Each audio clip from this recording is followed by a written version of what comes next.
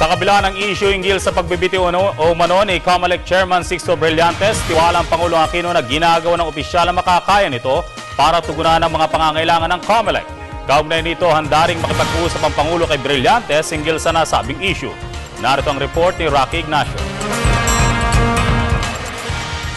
Pakikiusapan ni Pangulo Aquino si COMELEC Chairman Sixto Brillantes na ikonsidera ang pananatili nito sa pwesto. Sa panayam sa media sa Cebu, hinikayat ng Pangulo si Brillantes na pag-isipan munang mabuti ang desisyon na magbitiw sa pwesto. Kaugnay ito na ipinalabas sa desisyon ng Korte Suprema sa lifting ng air limits sa radyo-telebisyon para sa mga kandidato. Umaasa rin ng Pangulo sa nauna ng sinabi ni Brillantes na posibleng nabigla lamang ito sa kanyang sinabi matapos magpalabas ang desisyon ng Korte Suprema. Nagpahayag naman ng kahandaan si Pangulo Aquino na makipag-usap kay Brillantes anumang oras na gustuhin nito.